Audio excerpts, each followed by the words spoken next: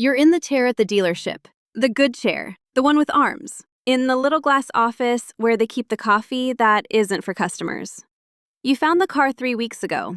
You already named it in your head. The salesman liked you. Everybody's been smiling.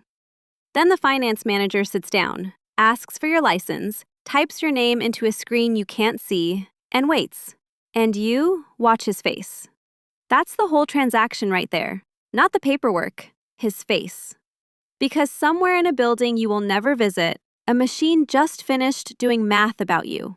It pulled every late payment, every card you opened at 19 because they gave you a free t-shirt, every bill you forgot the month your life fell apart.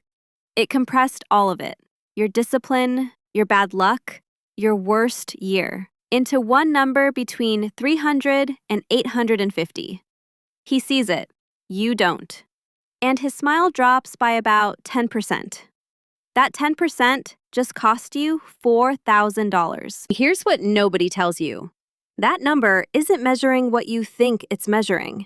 And there's one exact point on this ladder where it flips from working against you to working for you. Most people live their whole lives one rung below it and never know. Let's climb.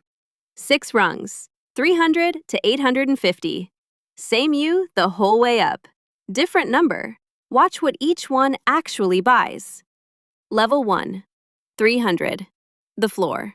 You didn't know you could even be here until the apartment application came back denied and the agent said, unfortunately, before she said anything else. At 300, you are not a person to the system. You're a risk flag. Every form that asks for your social returns the same silent verdict. No. No to the apartment, so you pay a deposit that's actually 2 months' rent. No to the normal phone plan, so you're on prepaid. No to the credit card, except the one that charges you a $99 fee to borrow $200 of your own deposited money. Read that again. You pay them to lend you money you already gave them. That's the rule of the bottom, plainly. The less you have, the more everything costs. The system has a name for you, subprime, and an entire industry built to profit from exactly this number. Payday lenders. Buy here, pay here lots at 29%. Rent-to-own couches that cost triple by the time they're yours. None of it is an accident. You are this industry's most profitable customer because desperation doesn't negotiate. Sit with that. At 300, you're not broke. Broke is temporary. At 300, you're expensive to be. And here's the loop. Every predatory product you use to survive reports you to the same machine, reports you badly, and keeps you exactly here. The floor is sticky on purpose. Level 2, 500. You clawed up 200 points. You paid that secured card on time for a year. You felt proud, the quiet kind you don't tell anyone about. And the system rewards your year of discipline by still saying no. Just slower now. At 500, you exist again. Barely. You can rent if the landlord's desperate. You can finance a car at 18%, which means a $15,000 car costs you $22,000, and you're underwater on it for 4 years, owing more than it's worth the whole time. Here's the reframe most people miss. 500 isn't halfway. It feels like the middle of the mountain. It isn't. The curve is brutal at the bottom and gentle at the top. So the climb from 500 to 650 is nothing like 800 to 850. The poverty tax is still running. You're still paying the broke person premium on the deposit, the insurance, every rate. The only difference between you at 300 and you at 500 is the door opens an inch instead of staying bolted. Same you, slightly different number. The machine just lets you spend more of your life paying it back. Level 3, 650. And this is the cruelest rung on the whole ladder. Nobody warns you about 650. At 650, you are fair. You are almost. You're the kid who got a 79 on the test that needed an 80. You get approved now. The apartment, the card, the loan, and that approval is the trap. Because you're approved at terms built to look like a yes while working like a no. The mortgage rate you're quoted is 2 full points higher than the guy at 740. Doesn't sound like much. On a 30-year mortgage, 2 points is roughly $100,000. $100,000.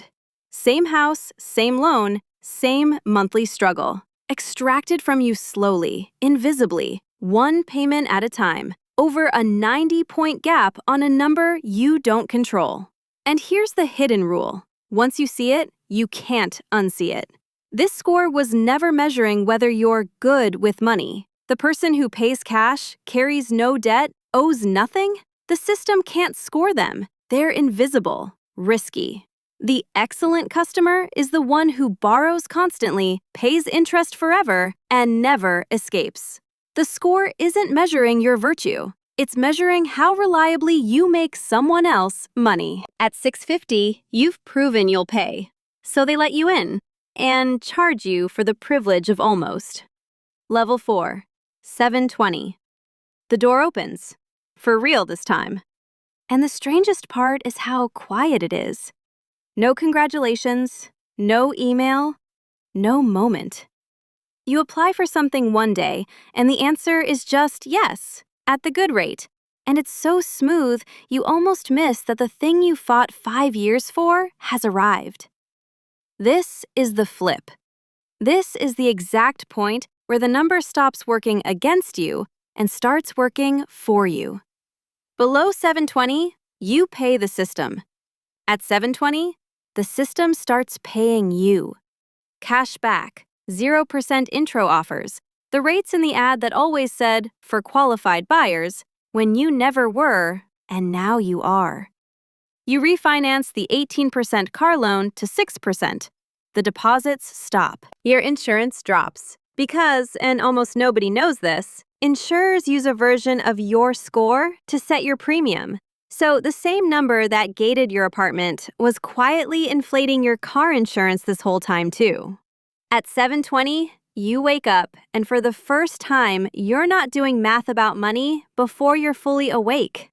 That absence, the silence where the dread used to be, that's the actual product. That's what the number was really gating. Not the rates, the peace. Level 5, 800. Now you've entered a world you can't see the edges of, because the privileges here are invisible. At 800, things just go your way, and you stop noticing they were ever a question. The best card approves you in 9 seconds. The underwriter doesn't blink. You negotiate from strength because every lender wants you. They compete for you, lower their rates to have you. Because, remember the rule, you're the reliable one. The profitable one. And now, your safe profit too. Here's the part that should bother you. At 800, you've stopped thinking about your credit score at all. The number that ran your entire life at 300, that decided where you slept, what you drove, how it felt to hand over your ID, is now so high you forget it exists. That's privilege in its purest form. The ability to not think about the thing that's drowning someone else right now. The person at 300 thinks about their score every single day. You haven't checked in months. Same machine, same math. 2 completely different relationships with being alive. And you crossed from one to the other as the same person.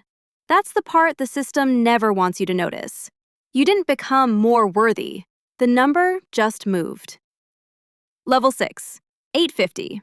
Perfect. The top. And here's the secret they save for the summit. It's pointless. There is no functional difference between 800 and 850. None. The 850 buys the same mortgage rate, the same approvals, the same 9-second yes as the 800. You spent years optimizing the last 50 points, watching your utilization, never closing your oldest card, timing payments to the statement date, chasing a perfect score that unlocks nothing the 800 didn't already have. You played the game so well, you forgot to ask if the last level was worth playing. Now stand at the top and look back down the ladder, because here's what it cost. To get here, you had to become legible to the machine. You carried debt you didn't need to build history. You kept cards open you never use. You let a corporation in a building you'll never see hold a file on you, your habits, your patterns, your reliability, and you spent a decade making that file beautiful. You optimized your life for a number that measures how good you are for them. Remember the line from the bottom, same you, different number? It was never true. The number didn't move. You did. You reshaped yourself year by year into the person the machine scores highest. The number stayed exactly what it always was, a measure of how useful you are to the people who profit from you. You just finally made yourself perfectly useful. And right now, somewhere, a 19-year-old is signing up for their first card because the booth at the student union gave them a free t-shirt. They don't have a number yet. They're about to get one. The machine is going to start watching, and it's going to do math about them for the rest of their life. Every late night, every hard month, every recovery, and compress all of it into 3 digits a stranger reads off a screen while their face changes by 10%. That kid is at the bottom of the ladder you just climbed. They think the goal is to reach the top. You know better now. The goal was never the number. It was to understand the game before it finished playing you. You're somewhere on this ladder right now, and you know roughly where. The only question that matters isn't how high you can push it. It's how much of yourself you'll reshape to get there, and whether you'll notice the trade while you're making it. The chair, the screen you can't see, the face that changes. It starts again tomorrow for someone. Maybe it just started for you.